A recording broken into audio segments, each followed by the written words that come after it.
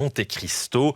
J'ai l'immense plaisir d'accueillir Martin, spécialiste des films par excellence. Alors mon cher Martin, un film devenu culte et pourtant à l'époque, c'était pas gagné. Certaines critiques continuent de le qualifier de bon gros nanar, non ? Bah oui, qui dit été, dit film d'été, et donc j'ai décidé de vous parler aujourd'hui de ce film absolument culte, mais c'était pas gagné comme vous dites à l'époque. Souviens-toi, l'été dernier, en anglais, I Know What You Did Last Summer. Du britannique Jim Gillespie. Tout à fait, oui, et qui est pas non plus connu pour des grands chefs-d'œuvre, mais clairement, on était à cette époque-là, en fait, faut imaginer donc il est sorti en 1997, en 1996 sortait le très cultissime Scream, donc vraiment avec cette espèce de long face là qui assassinait ses victimes, et toujours des adolescents, adolescentes, les uns après les autres. On est vraiment dans ces teen movies slasher, et ça avait marché de dingue. Donc en fait, il s'était empressé de réaliser ce film, Souviens-toi l'été dernier. Très rapidement, le pitch de Souviens-toi l'été dernier, c'est génial. C'est 4 jeunes qui rentrent de soirée, ils roulent à fond la caisse à 2h du matin sur une route, et là, boum, ils renversent quelqu'un.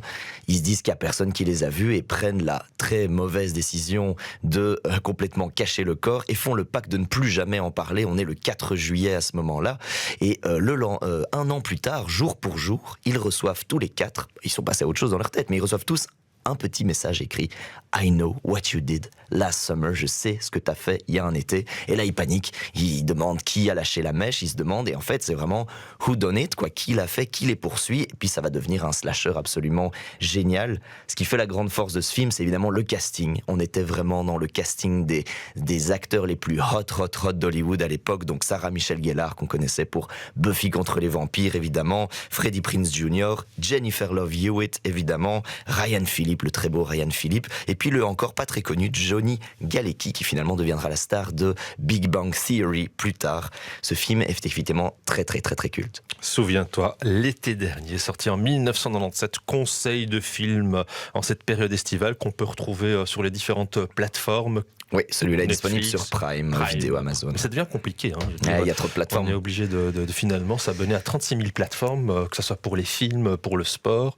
Bien sûr, avec l'arrivée de HBO Max encore, qui vient d'arriver il y a quelques semaines sur le territoire aussi belge et français. Donc oui, bien sûr, à quand un bouquet qui permettra d'avoir toutes ces plateformes pour un budget plus limité. Alors aujourd'hui, nous sommes le mercredi 3 juillet.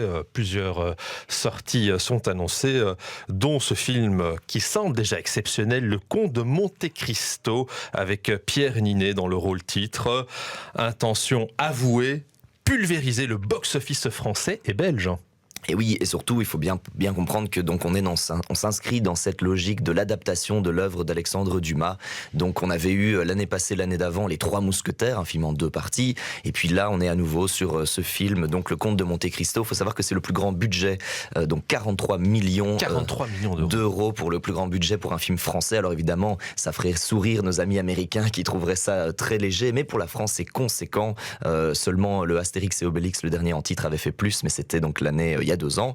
Et donc ce Comte de Monte Cristo, effectivement, je l'ai vu. Il est excellentissime. Je dois dire que j'avais pas forcément d'idées préconçues. Il faut dire que Les Trois Mousquetaires étaient très sympa, surtout le premier volet, le deuxième un peu moins, mais là, vraiment, le Monte Cristo, je peux vous le dire, c'est un strike absolu, c'est vraiment très bien. Il faut pas avoir peur, ça fait 2h50, mais je les ai pas vus passer, c'est hyper captivant, hyper palpitant, ça joue bien, c'est beau, c'est rythmé, voilà, c'est l'œuvre de Dumas, le bouquin faisait plus de 1000 pages, il y avait beaucoup à adapter, et malgré tout, le film tient, c'est logique, on sent qu'il y a quelques ellipses, évidemment, on ne peut pas parler de tous les personnages de l'œuvre, mais c'est vraiment très bien, ce Comte de Monte Cristo. Et pour les extraits que j'ai eu l'occasion de voir, ces 43 millions, on les constate, je veux dire, à les yeux quasi fermés, les décors sont juste époustouflants, la réalisation technique déployée semble impressionnant, donc le film selon toi, vaut le déplacement. Oui, tout à fait. On voit vraiment là où l'argent est dépensé. Pour une petite anecdote, la toute première scène se passe en mer. Alors évidemment, en réalité, ils l'ont filmé dans un bassin gigantesque d'eau, un petit peu comme on avait utilisé pour Titanic et ça.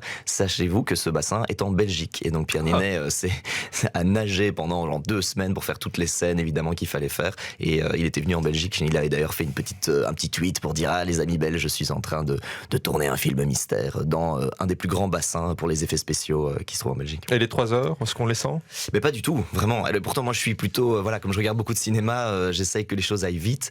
C'est vrai que parfois j'ai le temps long si le film ne me capte pas, mais là, vraiment, j'étais embarqué à fond. C'est très très beau. Et puis bon, à une époque où ce qui est en train de se passer au niveau des élections françaises peut donner un petit peu froid dans le dos, ça fait quand même plaisir de voir, voilà, une France flamboyante qui redonne un peu espoir et surtout qui remet la justice, parce que l'œuvre de Monte Cristo, c'est avant tout un film de vengeance, de justice et de remettre un petit peu les pendules à l'heure. Et peut-être 2 autres films à recommander en ce mercredi au niveau des sorties? Pour les plus petits, moi, Bête et Méchant 4, voilà, patati patata, on connaît. Donc ça, évidemment, ça sort. Et puis, il y a le Kinds of Kindness aussi, le nouveau film de Yorgos Lanthimos, qui avait fait un ultra carton avec son film Poor Things avec Emma Stone, on s'en souvient. Et puis un petit peu plus niche, Boy Kills World avec Bill Skarsgård. Ça, c'est vraiment, je dirais, les 4 films que je vous recommande en cette sortie du 3 juillet. Merci en tout cas pour ces informations, Martin. Donc, souviens-toi, l'été dernier, sorti en 1997. Tiens, est-ce que tu aurais peut-être encore une belle anecdote, People, sur ce film que tu nous recommandes, que tu as retrouvé dans tes archives d'été? Mais oui, pour ceux qui se souviennent évidemment de Sarah Michelle Gellar, comme je l'ai dit, l'actrice très connue pour Buffy contre les vampires. En fait, elle a rencontré son mari, avec qui elle est toujours mariée depuis maintenant 22 ans, donc Freddie Prinze Jr. Ils se sont rencontrés en 97 sur le tournage, mais c'est seulement en 2002 qu'ils se marieront. Le coup de foudre était déjà là lors de ce plateau, et moi ça me fait toujours un petit peu plaisir quand on a un couple d'Hollywood comme ça qui tient. Voilà, il y a quelques exemples comme ça. Matt Damon par exemple aussi, qui est toujours avec sa femme depuis plus de 20 ans, et tout se passe très bien. Pas de drama, pas de tromperie, enfin que nous sachions en tout cas. Et donc c'est vrai que c'était pour les fans de l'époque, voilà, pour ceux qui suivaient ces stars et ces starlettes, et c'était mon cas, j'avoue que c'était quand même un petit peu, quand on est adolescent, Sarah Michelle Gellar, c'était quand même quelque chose. Donc voilà, ça fait vraiment plaisir aussi pour eux. Et nous retrouvons à l'instant